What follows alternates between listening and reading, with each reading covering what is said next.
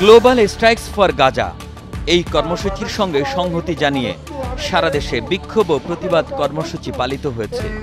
সোমবার সামাজিক সংগঠন, রাজনৈতিক দল সহ বিভিন্ন শিক্ষা প্রতিষ্ঠানের শিক্ষার্থীরা এসব প্রতিবাদ সমাবেশ করে।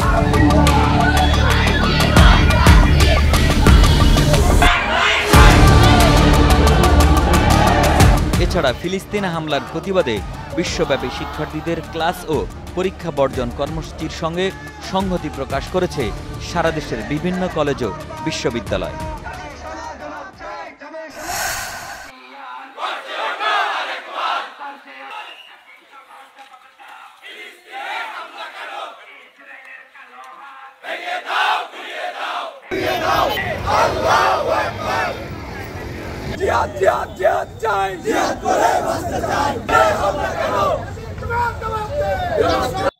একটা মানুষ, সে যদি তার ভিতরে মানুষত্ব থাকে, সে যে ধর্মেরই হোক, তার উচিত যে এই যে গণহত্যার বিরুদ্ধে দাঁড়ানো।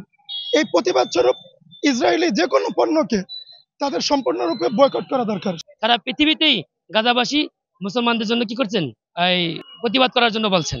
ইসরায়েল মুসলমানদের হামলা বন্ধ করতে হবে, এবং যদি হামলা বন্ধ না করে আমরা কঠিন থেকে কঠিন কর্মসূচি নেওয়ার জন্য প্রস্তুতি নেব ইনশাআল্লাহ। মুসলমানরা সঠিক প্যাড আর সঠিক তথ্য দিয়ে ইস্যু সামলে নিব এক হয়ে। Monalisa sanitary napkin. এরকম অমুসলিম যারা আছে তারাও মাঠে ময়দানে নেমে এসেছে, কিন্তু আমাদের বিশ্বের মুসলমান নেতা নেত্রীরা, রাজা বাদশারা, প্রেসিডেন্ট, প্রধানমন্ত্রীরা তারা কিছুই বলছে না, তারা কোনো পদক্ষেপ নিচ্ছে না। আমার ফিলিস্তিন মুসলমান ভাইদের শরীর থেকে যেভাবে রক্ত ঝরিয়েছে, আমরা তাদের শরীর থেকে মনভাবে রক্ত ঝরাবো।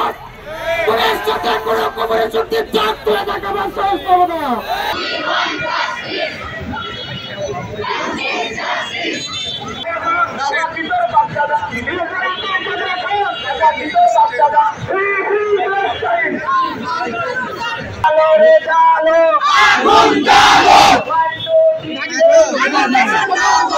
কোনো নির্দিষ্ট জাতি বা ধর্মকে কেন্দ্র করে না, ফিলিস্তিনের মানুষের উপরে যা চলছে সেটা আসলে কেউ যদি মানুষ হয় সে অবশ্যই এগিয়ে আসবে, ধর্ম বর্ণ নির্বিশেষে প্রত্যেকের উচিত এগিয়ে আসা। আরব বিশ্বের মুসলিমরা সঠিক মতো প্রতিবাদ করছে না, যার বিরুদ্ধে আমরা পুরো মুসলিম বিশ্ব একত্রিত হয়েছি।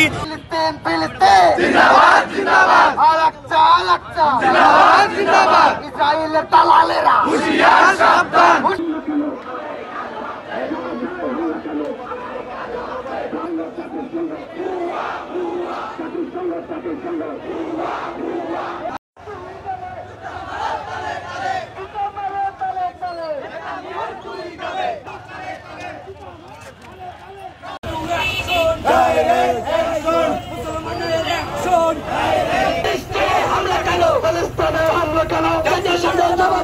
জাতিসংঘ জবাব দেয়, ফিলিস্তিনে হামলা কেন? তুমি কে, আমি কে? ফিলিস্তিন, ফিলিস্তিন। লেগেছে রে, লেগেছে।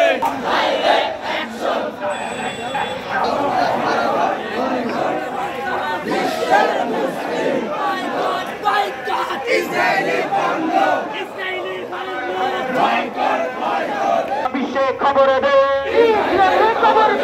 ইসরায়েলের খবরে দে, সারা বিশ্বে খবরে দে। আমরা সবাই রাসূল ছিলাম।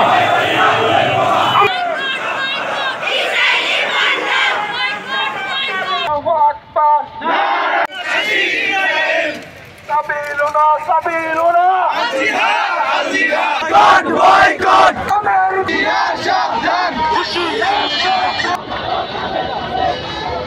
দেখতেছেন, বিশ্ববাসী দেখতেছে যে ইসরায়েল বাহিনীর যে নির্মম গণহত্যা চালাচ্ছে রাফায়, এর প্রতিবাদে আমরা এখানে জড়ো হয়েছি।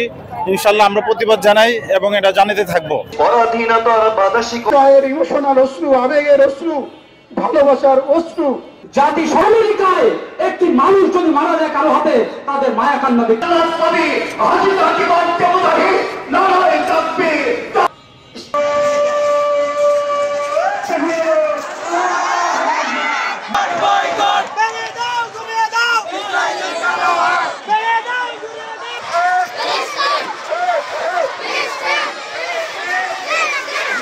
ইসরায়েলকে বিচ্ছিন্ন করে দিতে হবে। রক্ত দিতে যাবে।